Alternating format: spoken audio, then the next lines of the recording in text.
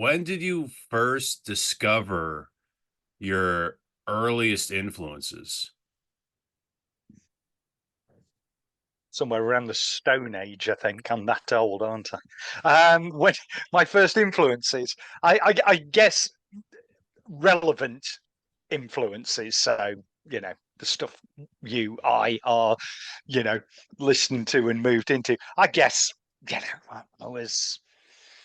I can remember the specific moment actually thinking it. I had to think about that, but I've suddenly remembered it. So I'm probably about 10, 11 years old, something like that.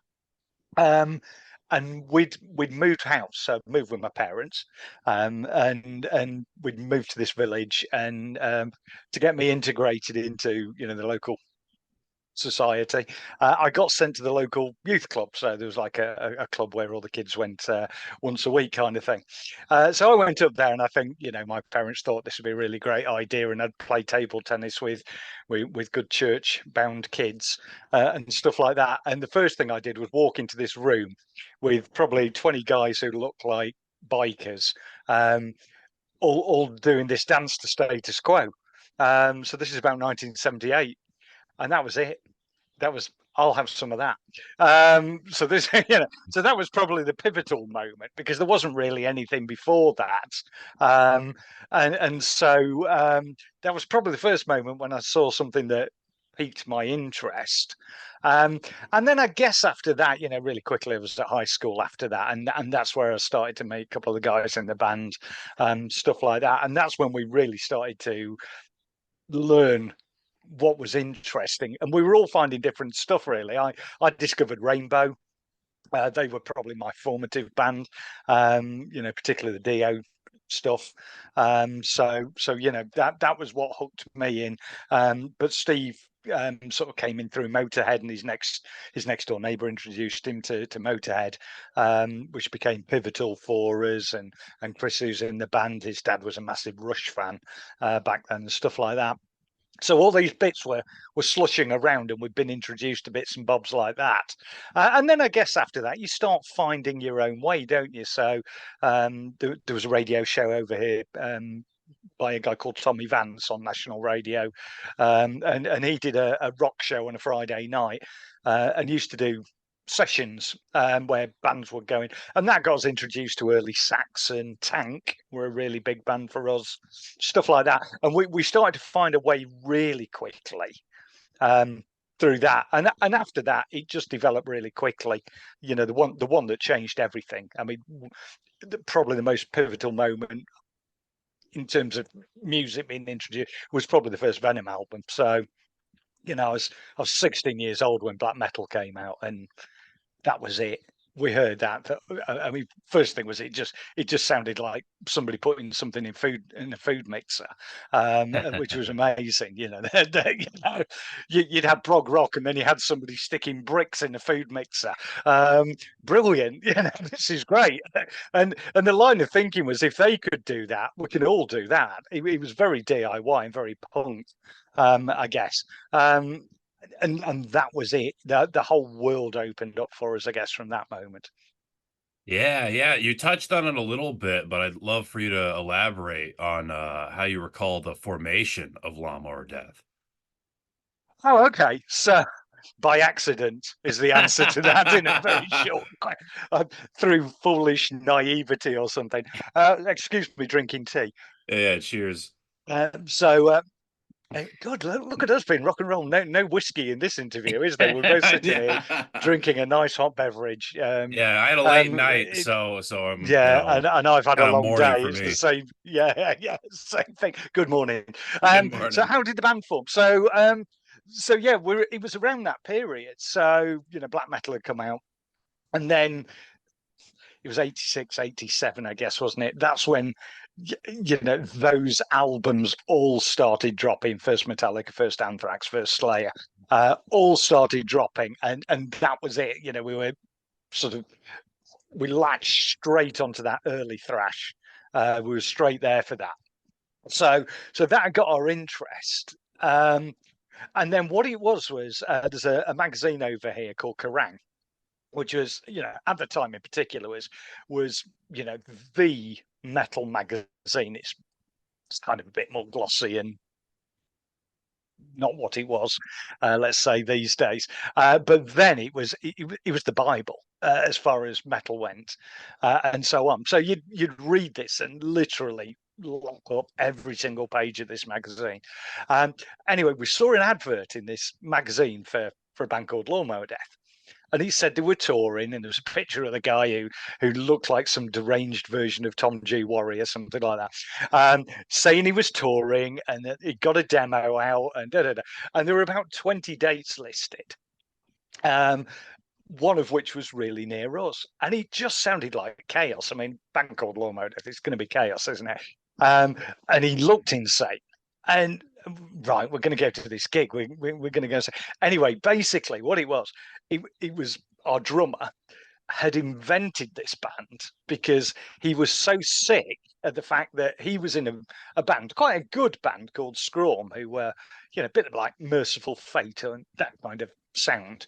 And they were great, but they were just a local band and nobody was particularly interested. Um, and he was just sick to death of the fact that the papers wouldn't pick up on him and give him any interest. So he came up with Lawnmower Deth just as a way of winding them up. And well, like, fuck you. If you're not going to write about this, here's a lie. See if you'll print it. Guess what? They all printed it, and he was in every music paper about this band touring, and he just shit himself basically because he thought, everybody's going to turn up to these venues that don't exist. And and I'm going to get, beaten up and da da da. So that was the start of it. And then basically, we were friends with the guys in Sabat because we were from the same. We're all from Nottingham, in England, and Sabat had just started forming, so we knew those guys really well. And Skit, who was the bass player in Sabat, said, "I know who he is. It's this kid called Chris Flint." So we were, well, gets introduced, and that's basically it. And Skit told us who he was, and we spent the next day just going through a phone directory, phoning up all the people with his name until we actually got hold of his dad. And his dad said, "Oh, he's a right miserable bastard. Do you really want to speak to him?" I went, "Yeah, please, yeah, yeah." And that was it. So we got him on the phone and said, "Look, brilliant idea. Do you want to do it?" And he went, "Yeah, okay." And that was it. That's how Lawnmower Deth formed. So it was a complete lie. And then it was a mutual friend and probably too much beer on Chris's side. You stick that all in, mix it up, and suddenly there's Lawnmower Deth. And that's how it formed. And that was 87, I think we started doing that. Yeah. Wow. Yeah, I Did know. Wow. It's amazing that you're getting to speak to somebody that old. No, well, I was born in the late 90s, so I'm playing Oh, catch stop up it. here. Um, All right, son. Come on. did he ever tell you where the name came from? Because it's one of the it's just such a funny original name, even though I assume the DETH is that a Megadeth connection right there? Yeah, it kind of was. So he'll tell you if you ever speak to him, and his dad was right. He's a miserable bastard. But if you ever speak to him, he would tell you it was beer was the answer. And the name was at the bottom of a beer glass. That's where he found it because he'd been drinking a few beers. Okay, but really, what it was a bit of a reaction to what was going on. So all those bands we've just talked about, um, all had quite ludicrously pompous names. So at the time, you got Bathory was good example, and Megadeth, as you just said, and so on and so on. And so you got these really kind of pumped up names for a start like that, and then everybody had the word death. Death obviously were called Death, but Napalm Death and Megadeth and Cryptic Death and everybody was Death. So that's where the death came from. The drop in the A was just a lazy joke at the time, and so on. But really, it was just a ridiculous name, and it was a bit of a reaction to, um, how as we all know, how po-faced metal can be sometimes, not all the time, but sometimes. And it was just a bit of a reaction to that, really. And I think, in all honesty, it was a great source of embarrassment for many years, really. It was funny at the time. When you're 18 years old, it's hilarious, being in Lawnmower Deth. And then by the time, you're about 30, and people will say, "Oh, I've heard you're in a band. What are you called?"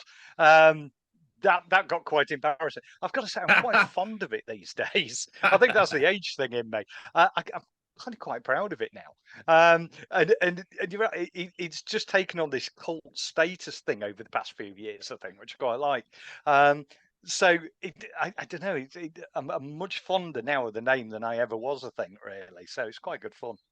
It's such a good band name. And I assume that same motive was what you guys took in terms of like the whole image and lyrical aspect of the band as well, because it goes beyond just the name. Some of the song names and lyrics I think are so funny. What made you guys want to just fully dive into like this humorous aspect of thrash metal? Because it wasn't really going on much back No, then. it You know, wasn't. a lot of No, bands were no, just having very serious and even like political lyrics, you know. yeah, yeah, for sure. I think certainly around the metal stuff, and we were probably as interested in the punk scene and the hardcore scene, particularly the American scene when that came over, was really really influential. And I'm talking with the likes of DRI to start with. I was a massive DI fan. Still, I'm a big DI fan, if I'm honest. Um, and that whole stuff was quite influential, and there was often more quirkiness in the lyrics from those bands. There was a lot more humour, or satirical, I think, probably, rather than humour. I think, coming from your side of the pond and stuff like that. So I think that was partially responsible. But quite honestly, it's just the persona of the people in the band. Um, we weren't those kind of people who were going to write songs about riding unicorns into battle. That wasn't going to work. We weren't the kind of people who were going to write, I love you. That wasn't going to work. And fast cars, we couldn't afford them anyway, so we weren't going to write about those. And I think what just came out was partially, who we were, because we were fairly young kids, and what made us laugh was what we wrote about, because that's what we knew about. And then there was quite a lot of influential stuff going on in the UK as well. So a lot of the television over here, and I'm talking many years before Sky TV. But we had things like the Young Ones, which was quite anarchic in terms of humour. We never had anything like that. We had a very traditional humour over here, that very 70s seaside, you know, really poor taste when you look back at it now kind of humour. And then these new wave of people came through, and they were having bands like The Damned on their comedy shows or most stuff like that. So they really talked to you because of the kind of music they had on. But then the sketch shows were like way out there as well. And I think they were a massive, they were a huge influence, to be fair. So you'll find that, a lot of the comedies is possibly quite British. And probably because we're coming from that kind of place, Spike Milligan, Monty Python, all kind of were our thing. And then us. Just because of who we are, and we get deeply embarrassed about what we do, in all honesty. So, you know, I think it then manifests in quite a bizarre way in the lyrics a lot of the time.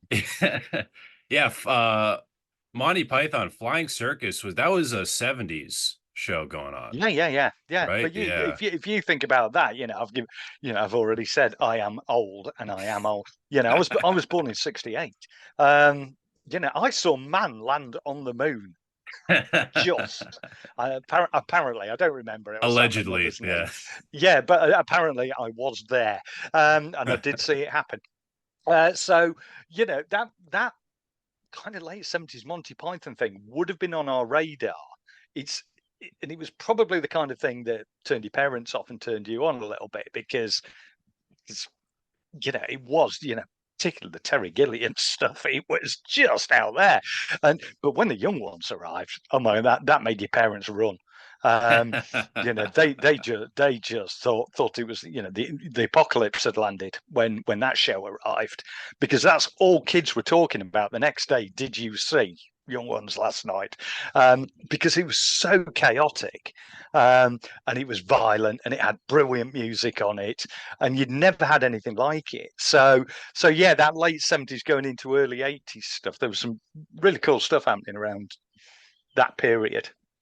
Yeah, yeah, the Young Ones it's called. I'll have to check it out. I Check it do. out. Yeah, it's a guy called Rick Mail and Aid Edmondson. They were the main people behind it, and you'll find they did loads of stuff. Rick Mail died a few years ago, unfortunately, but the whole, yeah, you should watch the Young Ones.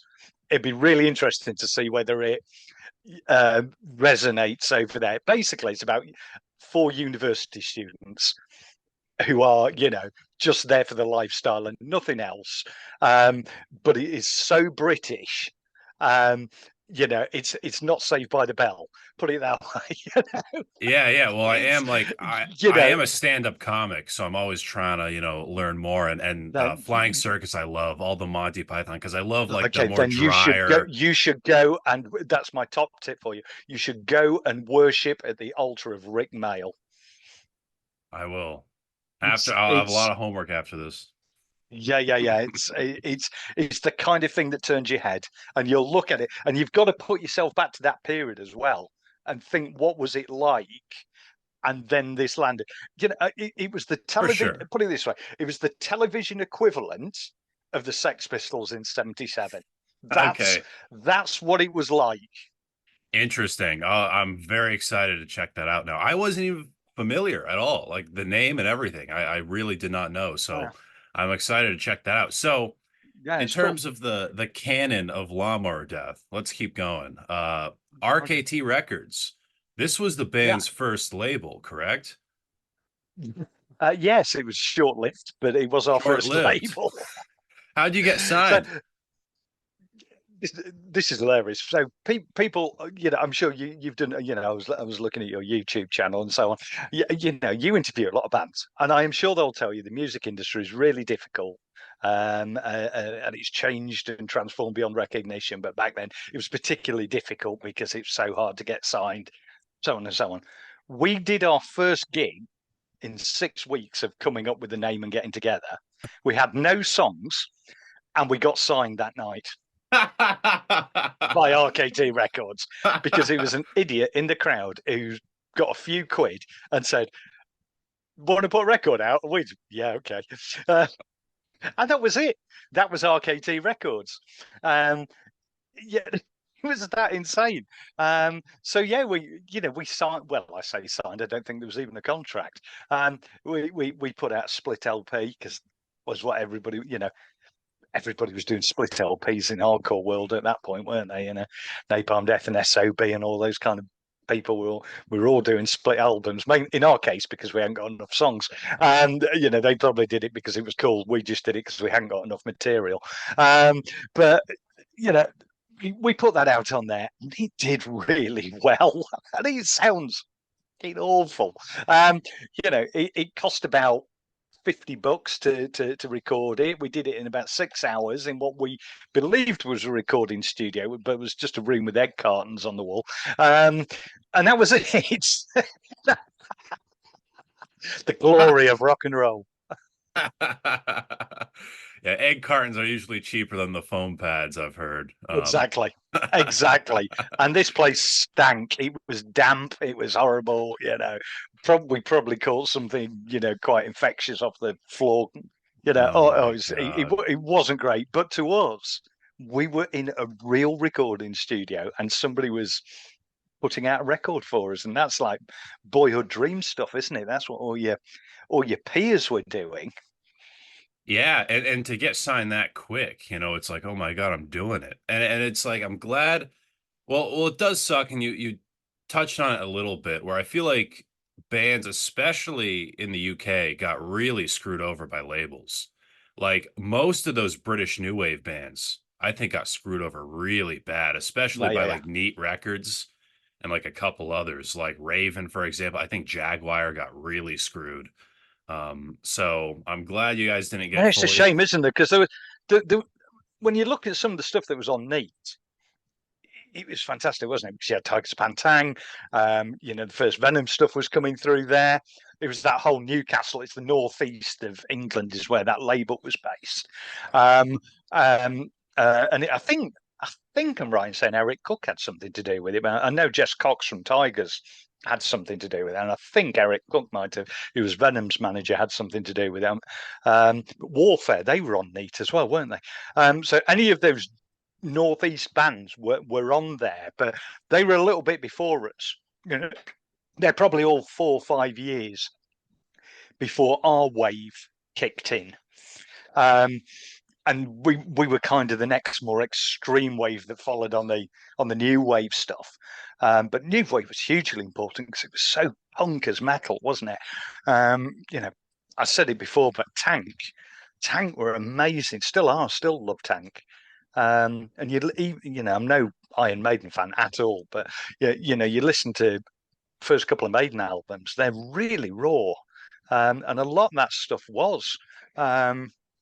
So it was probably quite a natural progression, that stuff coming. But I think you're right. Those bands probably just got really turned over. And it's such a shame, man, because like, when it came to thrash metal, all these bands get a lot of recognition, but all people really remember is like Iron Maiden, Def Leppard, Yeah, yeah, yeah. where there's so many amazing British new wave bands that unfortunately kind of got forgotten because of labels, and they got drained of all Totally. their money, you know. It's Yeah. it's really such a shame. So I definitely wanted to touch on the split EP, and you were saying um that, or just the split album. You weren't hesitant at all of like having the debut record be shared with another band, because you were just saying it was a No. very natural thing bands were doing back then. Yeah. I mean, it was happening anyway. There's a culture of that. Like I said, particularly with the hardcore bands. So Heresy and Concrete Socks did a split, I seem to remember. Napalm Death and SOB did a split. And so yeah, it wasn't as though that culture wasn't there. And I think, in all honesty, we were just happy just to be able to put something out. And actually, as it was a band called Metal Duck, with the band on the other side. Um, and I was quite good mates with Dave. He was prolific in the tape trading scene, but particularly on the hardcore side. And so I knew him through tape trading and the whole fanzine network. So I'd been in touch with him for quite a while. And then when this split LP came along, and they said, "Oh, we want to put the Metal Duck on the other side." Oh, it's Dave's band. That's fine with me. And so it was all good. Um, so no, there was no hesitancy. I think, like I say, you're 18 years old. You never think a band like Lawnmower Deth's going to be a career move. So let's get something out. That's great. How many of Yeah. your mates have released a record? None of them. So great. Come on, let's do it. So no problems. Pure naivety, Well, you and that's must have great. been you must have been very excited when you started working with Earache right after that. So what was the cause for the change of labels? You said it happened very quick. It was Dig. Dig was the cause. So I'd met Dig a few times. I was working for a record store in Nottingham, and Dig used to come in. When it was the first couple of Earache releases, and I was a buyer at the record store, and he knew the stuff I was in. He'd seen me at gigs and stuff like that. We were both always at hardcore gigs around town. Um, and so he knew I was into that kind of stuff. So he'd come in and pitch these really early Earache releases, and I'd stock them, and so on. So that's how I got to meet him. And then he knew I was in Lawnmower, and it wasn't that we were a good band.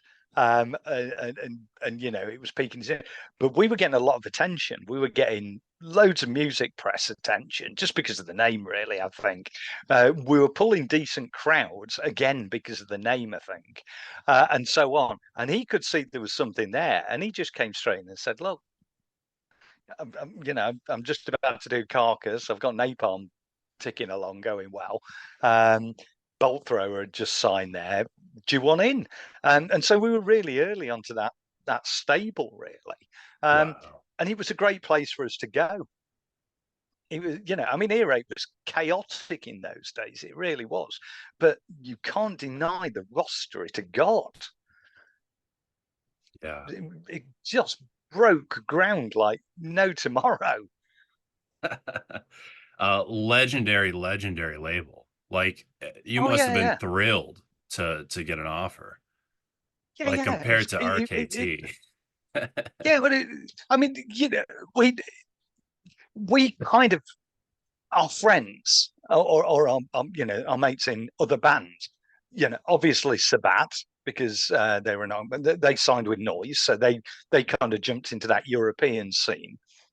We're friends with the guys in Acid Rain. They were signed to Music for Nations, and so on. And Zentrix is signed to Roadrunner, and we signed to Earache. So we all kind of went off to different stables.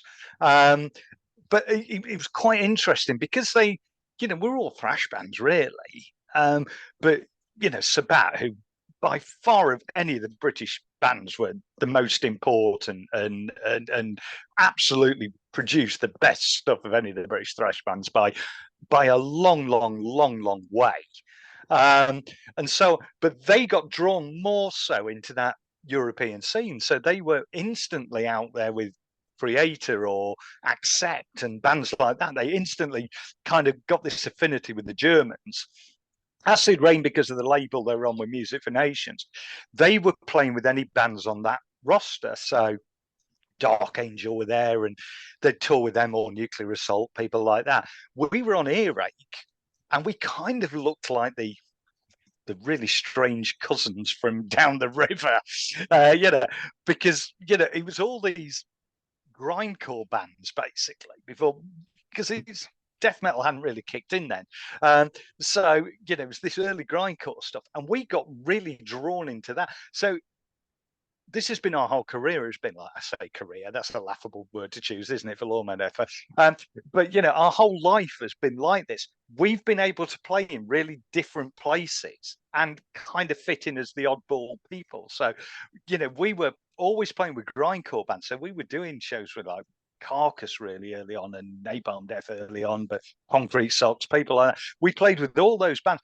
Then we'd suddenly be off on some really metal bill over the other way, and we'd be out with the UK thrash bands or something like that. So we kind of got pulled between these two scenes really, but I think it was all the better for that. Yeah, yeah. Were you guys received well, especially with like grindcore? Rancor didn't receive anybody well. Yeah. what I remember about early grindcore gigs, it was the real early crusty punks, wasn't it? They'd come through Discharge and that kind of background, and then they were probably more into Chaos UK and that really kind of D beat um, punk, and they were just cider drinking lunatics, and those gigs were really edgy, but they'd either do it or they wouldn't do it. But we never had problems. They'd still dance to us. But the metal audiences were a lot easier to deal with, much easier. Yes, I assume so. Wow. So you're signed with Earache. You got ideas for the debut full length. So how at what point was it before Earache you were already writing tracks for the debut Yeah, real record? Yeah. yeah. So when it was the split LP, it was four of us. So there was myself, Chris, Steve, and Chris the drummer. There's the four of us. Um, After that, we found Paddy, and he became our second guitarist. And so then it was five of us, and we had a lot more ideas. We'd started to play, so I'm not sure you'd say we were a crafted band at that point, but we were more capable of playing, and we gigged a lot more, and so on. So the material was coming quite quickly. I seem to remember for Crikey when we did that. So we got the material up quite quickly. We got a full album of material there. There was stuff that had been knocking around in demo format for a bit because you know like you do when you're that age, you make demos at home, just playing into a tape deck and stuff like that. So we got enough material knocking around, and we actually got sent to a real recording studio. That was quite a revelation. But we got sent off to a real recording studio to go and work in there, and so on. And yeah, it all seemed to fall together quite quickly, I think. You know. Yeah, yeah, and they must have given you a much bigger budget than what did you say, $50? I think the first the split album was about $50, and maybe like it was about 60. No, it was a larger budget. I did, you know it wasn't the Happy Mondays in Jamaica for 2 years or anything like that. But it was enough to say. So what it was, Earache tended to have studios that they trusted, and if one band went there and it worked, then you all got sent there. And it was Mick Harris, who I'm still really good mates with Mick, actually. I hear from him most days, which is really nice. Um, and Mick was really into Coil. And Coil had recorded at this studio called Slaughterhouse Studios in kind of the east of England near Hull. And so he wanted Napalm Death to go and record there because he thought the sound of this Coil album was amazing. So Napalm went there. That's where they did From Enslavement. That was done there. Okay, so they went there. That worked, and so instantly Carcass went there, followed by Bolt Thrower, followed by us, I think. And that's where the earache bands are going at the moment. So we all went there, and interestingly, the in-house engineer was Colin Richardson. So Colin wasn't even a thing; he was just the in-house engineer there, and so probably the guy who's like had one of the most incredible outputs of metal albums ever. He was one in-house engineer, and the other guy was a guy called Steve Harris. Not that Steve Harris, by the way. And that's the guy we used. And Steve worked with the Cardiacs and people like that, which will give you a bit of a clue as to, partially where we come from. But he was working with stuff like the Cardiacs. And these days, Steve unbelievably went on to work with U2, Keen, and stuff like this. So again, the pair of them had this massive career, but actually they were just in-house studio guys at Slaughterhouse. That's where they both came from. So we all came up together, really. Wow, okay. How do you recall the recording process of that record? Was it smooth? You were hinting at it a little bit. Was it smooth? We actually drunk the town dry of a certain brand of beer. That's what the place was known for. We were the people who turned up and literally eradicated the stock of this brand of beer, and we're only there for 2 weeks. So this Really, album wasn't recorded sober. I think the recording was, but once you'd done your bit, no. After that, there was a distinct lack of sobriety, I think, back then. There's loads of stuff I remember. I mean, the studio itself was brilliant. I mean, it was everything you envisage a professional recording studio to be, and it was. But it was in the back of a club. So downstairs under the recording studio was a nightclub. So you could do your stuff by day or night or whatever, and then you could go downstairs and just take over this nightclub, which is basically what we did, and we just sat drinking. And the accommodation where so the accommodation was attached to the studio was a house about 2 doors down from the recording studio, and it was basically the original studio. So you were sleeping in the drum booth. So there were no windows. It still got the foam on the walls, and you were guaranteed the best night's sleep in there because it was just dead sound.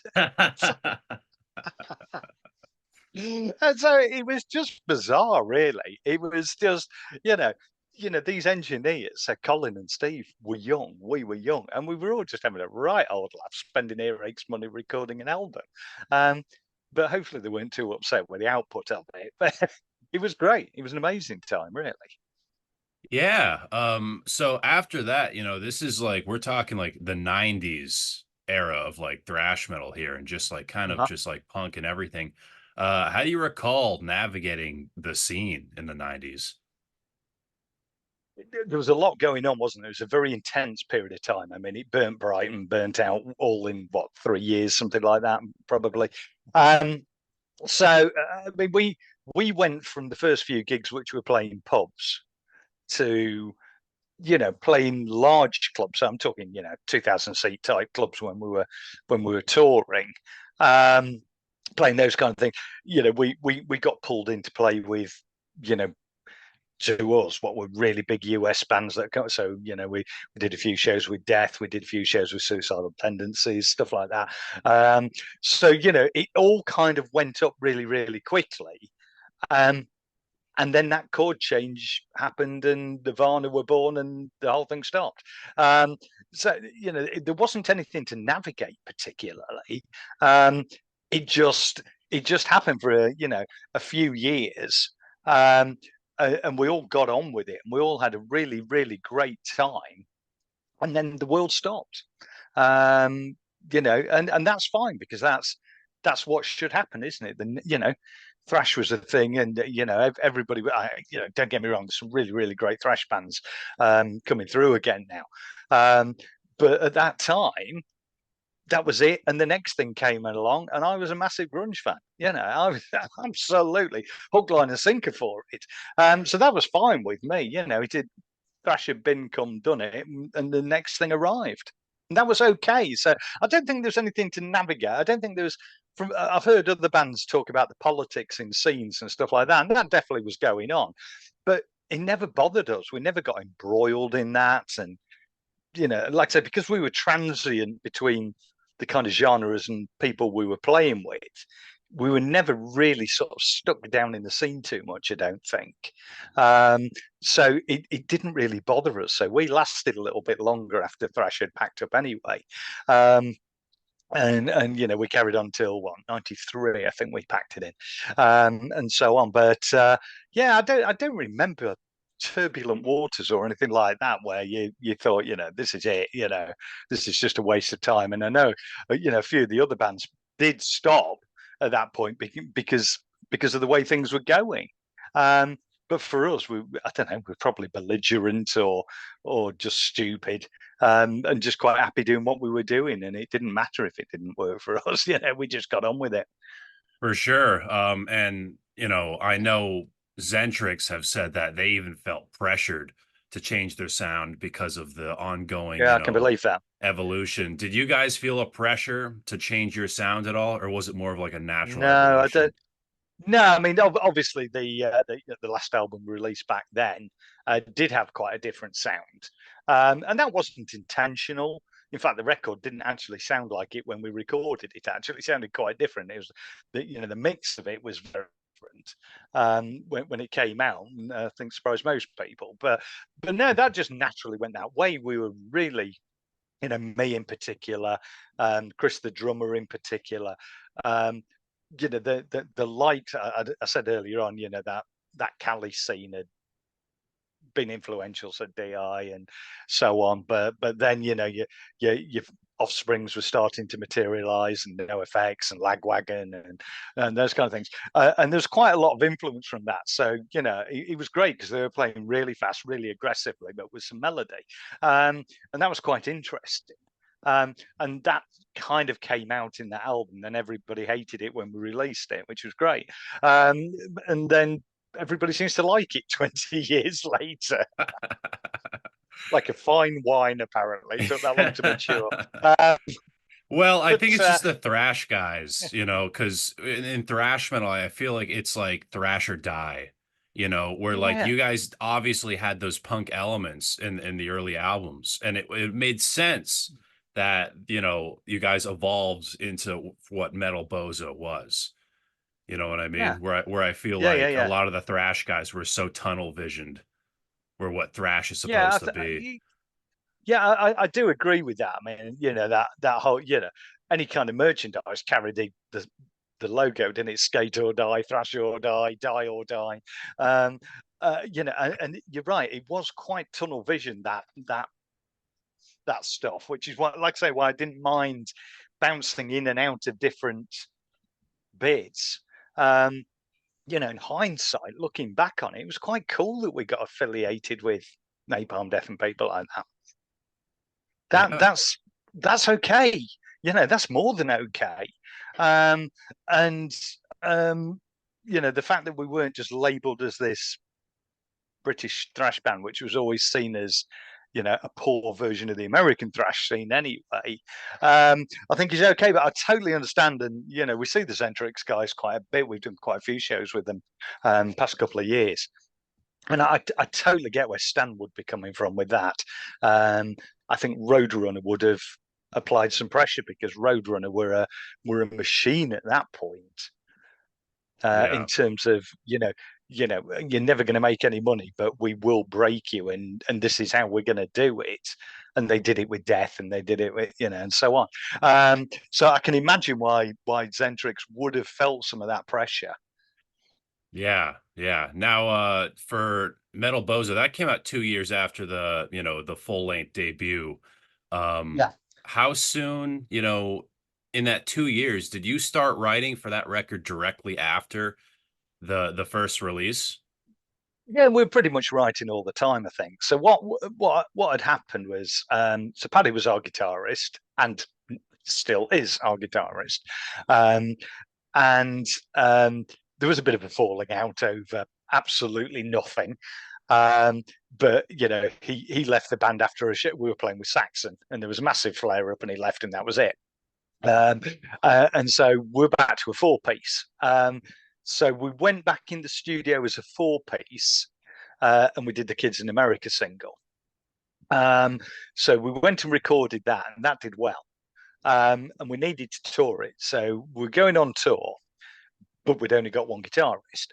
And Kevin Acid Rain was a friend of ours, and so we phoned Kev up and said, "Look, it's like." It wasn't an enormous tour, something like 14 dates, something like that in Europe.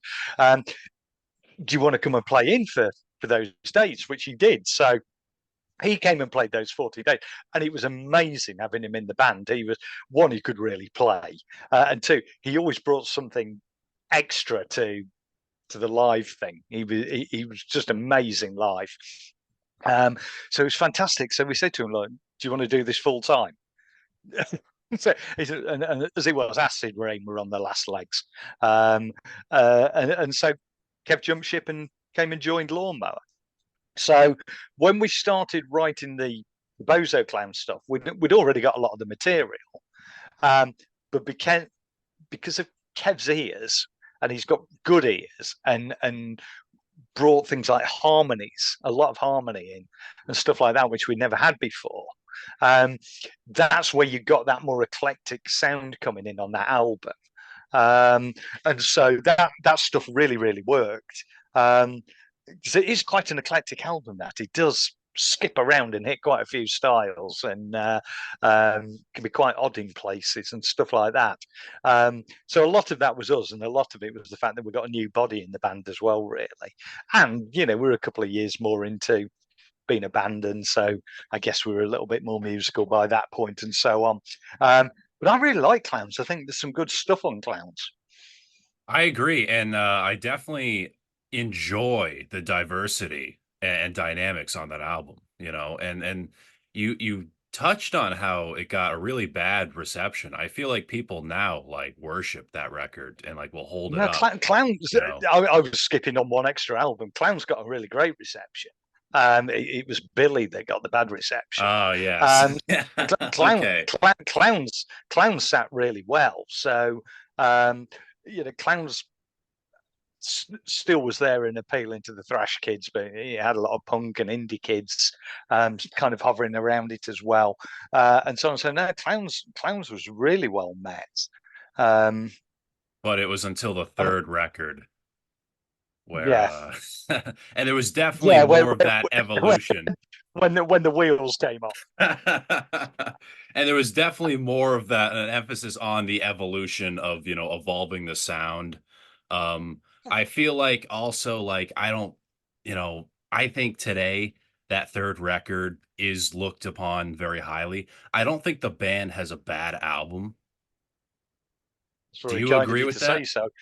No, I think most of it's probably awful, but I'm particularly proud of the latest album. Um, that's the only one I would actually choose to listen to. Really, out of Um, the whole band's yeah, discography? yeah, no, I do listen to it. I have to listen to it because I don't live anywhere near the rest of the band these days. Um, Yeah. so I'm quite well removed, and so what happens is I'm quite transient. They're really good guys and they work really hard and they rehearse all the time. I just float in once in a blue moon and say, does that sound okay? And have to come home again. So it does mean I have to listen to material, and my rehearsal tends to be never pull up to traffic lights and be in the car next to me because it must be hilarious. But I just have to shout along to, my own back catalogue in the car just as a way of, sort of bringing it. But I wouldn't choose particularly. Don't get me wrong, I've got stuff I'm really fond of on all the albums. Um, but I don't think we actually ever found the sound that we wanted it to be until this last album. And Yeah, that took us a long time to find that, but it did find it did find where it it should be, and it's a I great think, record, right at and that point. it's yeah, and it's so awesome because like so many of these bands today, like it's even hard to call you guys a thrash metal band because your sound is so unique. Like it's you can't really pinpoint it to a specific genre. But I feel like if you were to say you guys are a thrash metal band, all these bands are putting out amazing releases in the era, the 2020s, I guess we'll call it. And it's Yeah. really awesome to see. And we will touch on that, but I definitely want to touch on this. So how do you recall the big hiatus that took place after the third record? Okay, so I mean, really what had happened, it didn't get a great reception when it came out. I mean, it was a long way left of centre compared to anything we'd done, wasn't it? So Billy came out, wasn't particularly well received. We went on tour, um, did some shows out in Europe, Northern Europe. They went well. Then we came home to England, and it just went. And the crowds weren't there, and you could just tell it was kind of struggling. Um, so Chris, our drummer, said, "You know what? I've had enough." Um, it's no animosity. It wasn't differences or anything like that. He was just a really straight up guy, and he said, "I think I've done my bit." I went, "Yeah, okay, fair enough." And so he left, and then we sort of were deciding what to do. And in fact, Kev's brother came and sat in for a couple of rehearsals, um, just to tick us over. And because Chris was the guy who'd come up with the concept in the first place, he was the founder of Lawnmower Deth. It probably felt quite odd that he wasn't there anyway. And we said, you know what, it's probably done its thing. Um, Enough's enough. And everybody else had gone by then. Acid Rain had split up, Zendrix had split up, Sabat had split up. We thought, well, all our mates have gone. And we're sat here on our own, and our drummer's pissed off as well. Um, maybe it's just time for us to quietly disappear as well. So that's what we did. So we just said, do you know what? Enough's enough. That's it. We did one final show, which was amazing because we did our final show at the Marquee, and I met my wife that night. And so, it's just one of those moments, isn't it? One door shuts, another one opens up for you. And so that was it. Just Lawnmower came to a close. And so, well, we had a good time, good story, good time. Enough's enough. Thank you. Good night.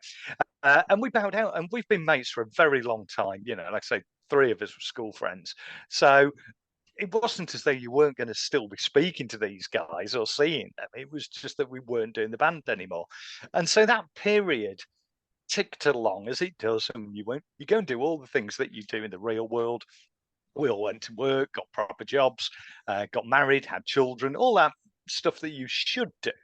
And we were doing all of that stuff, and offers were coming in for years. There was a period where there was nothing, and then after a little bit of time, the name didn't go away, but the world had changed. The internet was there, and so on and so on, social media, and so it still got talked about, which was nice. And people are saying, "Oh, I hear, old man, you used to be in this, rock and roll combo," and it ticked a lot. But we were getting offers that were just ridiculous. Will you? My dad loved you. Would you play his birthday party? No, he won't. It was stuff like that. It was just horrible. And so we get these offers, and I just said no to everything. Uh, and and if you ask the band, I'm sure they'll tell you it's different. But the way I saw it was I was saying no to everything. They would have said no, but weren't saying no. They knew I'd say no so that they could hide behind me and let me take the fall. Right. So I just said no to everything. I had no interest in doing it. Why would I? And then an offer came along. And that offer was so good, I had to say yes. And it was just one of those. There was 15 years between one point and the next point, so we had 15 years Wow. off. And did you, with that offer, did the band continue, or was it a one time thing? Was supposed to be one time. So what had happened was Bullet from a Valentine. Don't know kind of how big they are over there, but we're They're big in big. the UK. Yeah, really big here, and they just got. We're about to do their biggest UK show, which was in London, a place called the Alexandra Palace.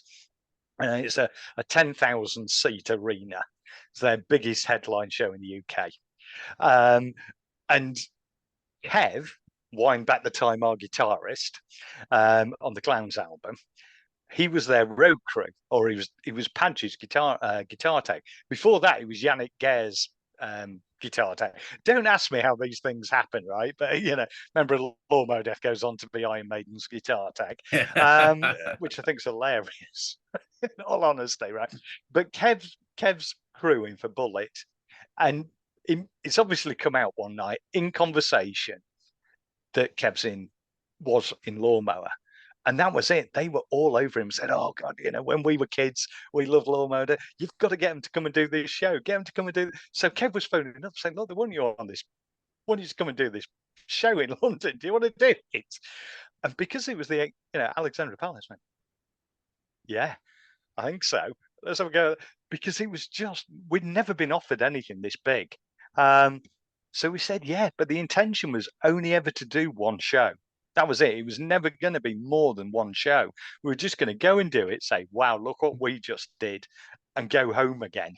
And what happened was we turned up, did the show. I don't think the crowd got us at all. There was a good showing from people in ill-fitting Lawnmower Deth t-shirts from 1991, but the vast majority were really young teenagers with trendy haircuts, and so they were never going to know who we were or understand what the hell we were doing. So it's not as though it was a great show, but there's a guy called Andy Copping. And Andy Copping runs the Download Festival over here. So what was Monsters of Rock? Okay, which is Europe's biggest metal festival.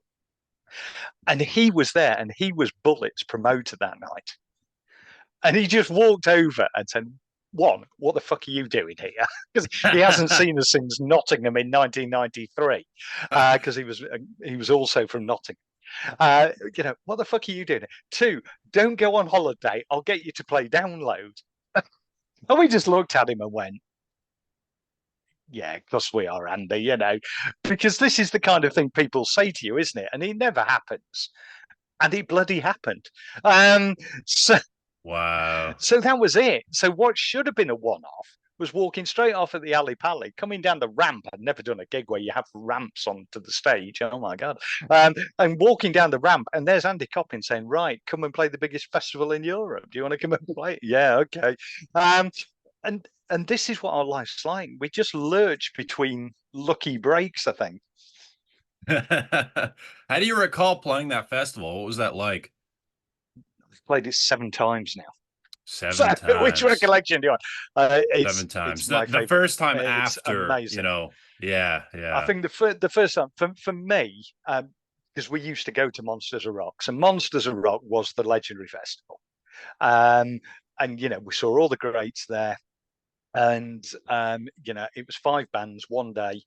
And 100,000 people throwing bottles of piss about in a racetrack, and it was amazing. And we went every single year. We went on the bus, and you put your flag up, and you made your camp, and we just stood and watched bands all day in awe of them, and then went home. So we were total fans of this place. But this place was hugely important because it's Castle Donington. It was like the centre of where these things are. So whilst it's called Download and it's a much bigger festival now, um, it's still Castle Donington to us, and it's still that place we went as kids. So that way, this is hugely, hugely important to you. The whole legacy wasn't missed on us at all. Quite overwhelming, really. And we thought we were probably going to play to 3 men and a dog. Because who the hell's going to care about Lawnmower Deth or remember who Lawnmower Deth were or anything like that? And the band before us, and for the love of money, I can't remember the name of the band, but I remember who was in it. And it was Steve Cook from the Pistols and the guitarist out of Def Leppard. Right? And they were the band before us. So they're like side bands of Pistols and Def Leppard, which is really weird mix, isn't it, when you think about it? But they were on before us, and we went, oh my God, it's Phil Collins. Oh my God, it's Steve Cook. We've got to follow this. And they didn't play to many people. It was quite an empty stage when they played, and we thought, well, okay, well, that's what it is, isn't it? Nobody. So anyway, it came around to our set time, and as happens at festival, there's nobody in front of the stage 5 minutes before you're about to play. And you went, well, fine, that's what it is, but at least we said we've played it. Turned around 5 minutes later, and the intro tape goes on, and you can't see the back of the place. It's just thousands and thousands and thousands of people out in front. Oh my God. And that was it. So it was amazing. I mean, it was just a beautiful moment, really. But I think for all of us, it's the same thing. I think, one, it was kind of going back to this place where we'd been brought up. So that was cool. The other part of it, I guess, was you suddenly got your wife with you or your children with you as well. And look what your dad can do. And that was cool. So it was just amazing to go and do it, really. So the first time, as it should be any time, was really special. And then we've carried on doing it. Like I say, we've done it several times now, but there's been a couple of really killer moments actually. There was the year we managed to get Kim Wilde on stage with us there. That was quite something. Wow, yeah. Because nobody expected or saw that one coming. And so that was great. And then when we'd been playing the side stages, really, these huge tents that probably hold 10,000 people, something like that.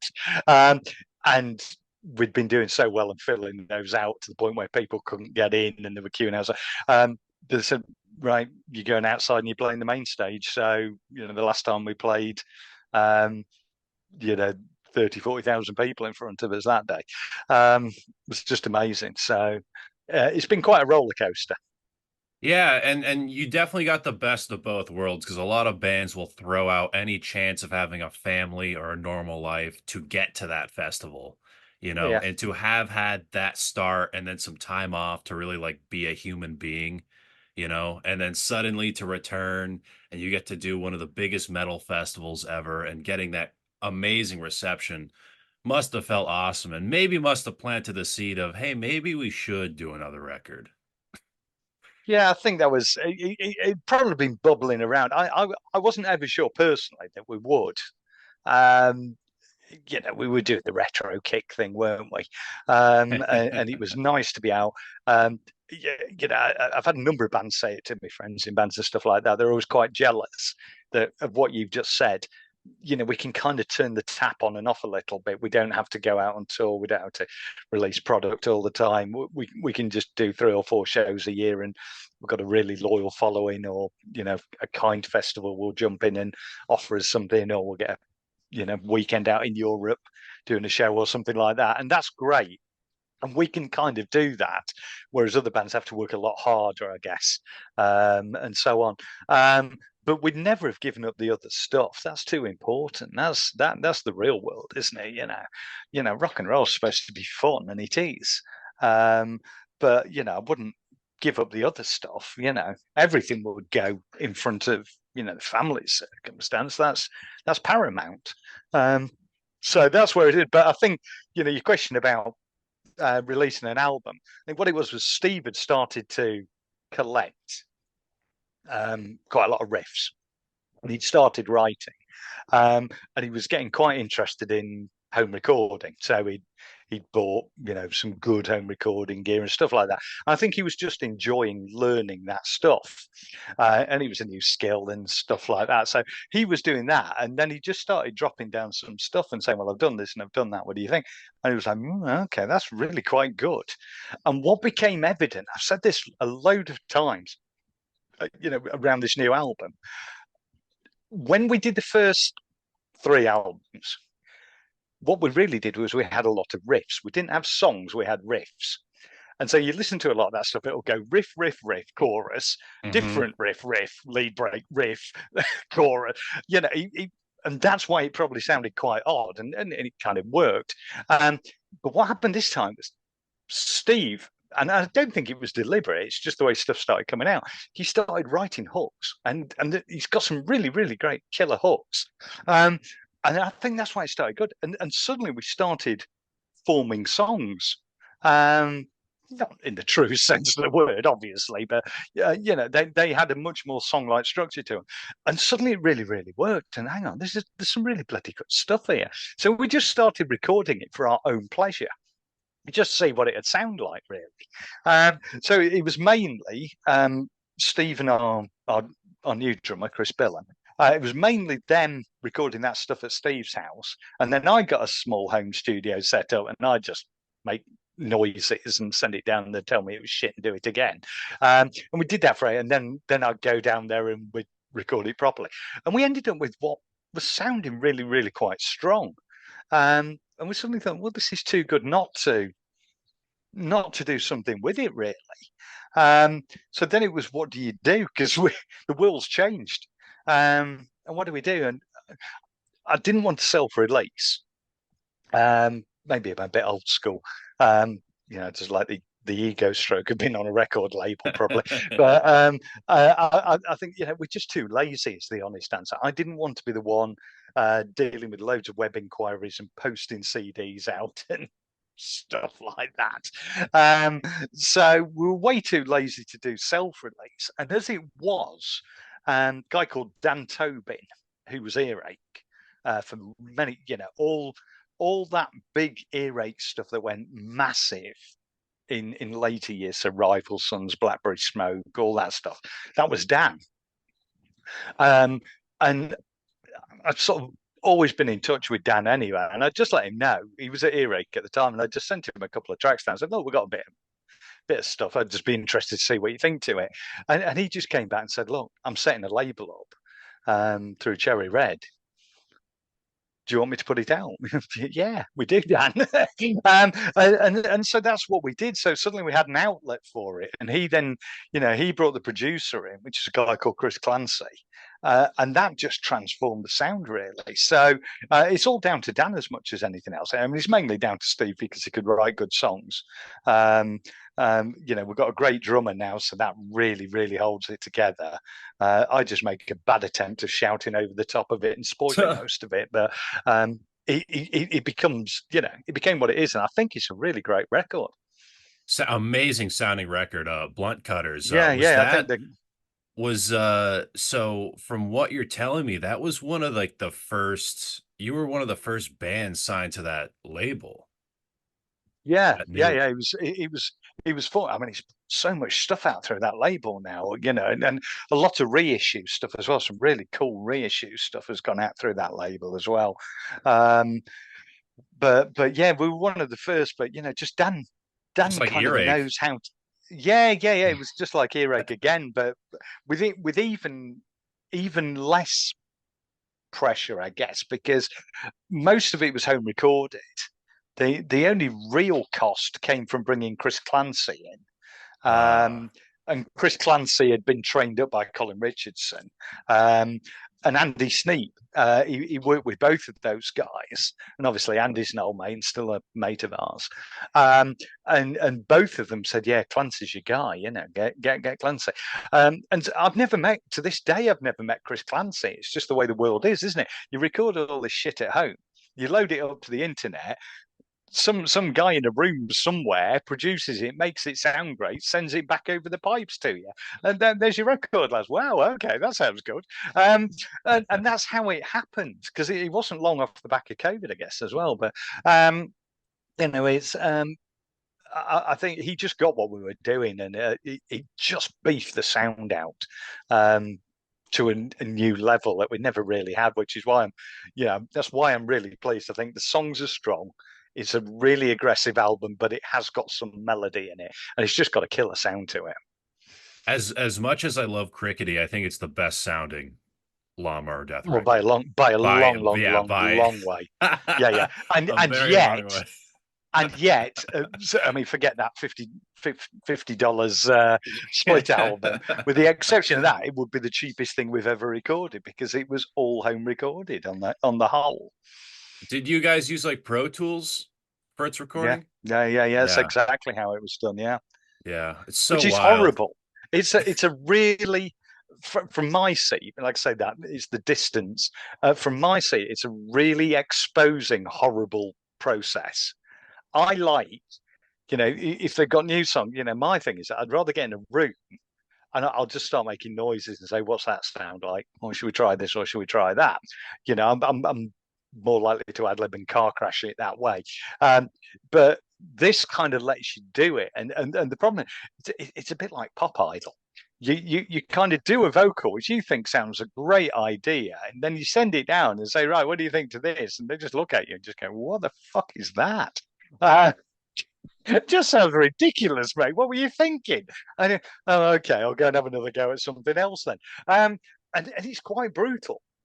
And so the whole album was like that, really, until the point when Chris Clancy said, "Yeah, none of the quality's good enough. You have to re-record it and do it this way." I went down into Steve's home studio and redid it all properly at his house, and so on. But yeah, it's quite exposing. It's quite a thing to go through. If you haven't got a thick skin, don't do it. Well, yeah, with like back in the day, it's like, all right, you have, a week to record this. So there's a bit of that pressure that drives you. Where with this, it's like, all right, whatever days you have off, take your time. It's all at home. You're not really pressured. Maybe with the label a little bit, but bands nowadays can really take like, all right, let's just take 6 months to record this Yeah, yeah. thing. We You know. got we got no pressure from the label at all. They put the money where we needed it, which was for the producer. Um, there was no time pressure until the point when we said, right, we think it's there, and then suddenly a timeline evolves, and right, we're going to need artwork on this date, we're going to need finished mix by this day. You've got a slight pressure at the end, but that's only because there's manufacturing dates in and stuff like that. But there was no pressure to get it done until that point when we said, yeah, we're there. Whereas there's probably more pressure back then, wasn't there? Like you say, the budget would have allowed you to go to a studio for 2 weeks, and you were going to get whatever we could do in 2 weeks. And if a lot of it would have just gone, well, that's as close as it's going to be, isn't it? Let them have that, and that was it. So it was way more slapdash then, whereas this time it let you get it right, which is why it's actually in time, unlike the first three albums, There is a which do charm in sound that, like though. Yeah. yeah, it's a bit. We like to think of it. It sounds like warped vinyl. Uh, Warped vinyl. Wow. that's what most of our back catalogue sounds like. But yeah, this one is in time, and that's the difference there. And this is no discredit to to Chris, who formed the band. You know, he knows it himself. You know, he was only capable of so much. He was just doing it for the sheer crack. Whereas Chris, our current drummer, everybody's called Chris in this band, but Chris, our current drummer, he really, really has the chops. And you know, he'd come through. You know, he was in a really great band called Consume before us, and so he'd been there and done it, and that made all the difference when it came around. He's quite a taskmaster. We'd never had that before. You know, a drummer who was going to keep us in order, not let's try and follow where the drummer's going, which is what most of it used to be. Yeah.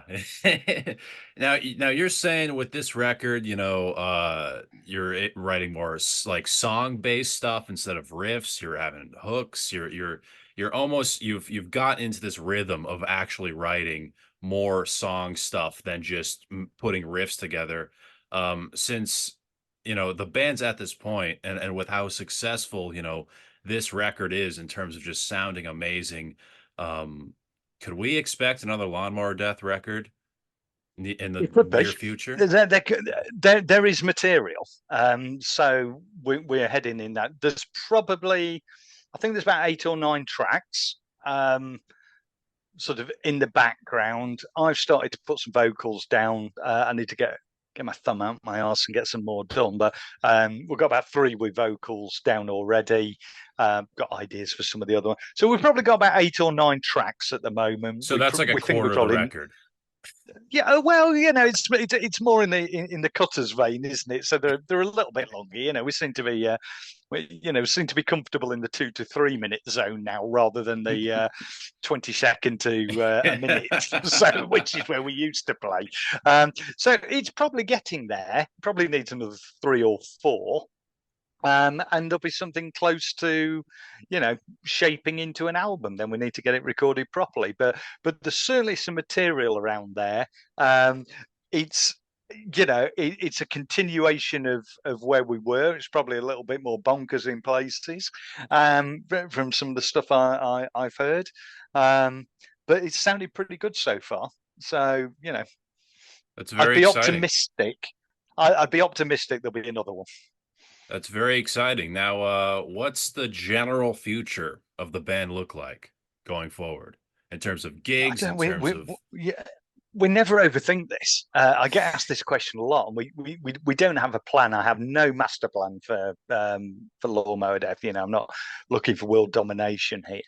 Um, for me, and I can only talk for me, it's about the story, is what I say.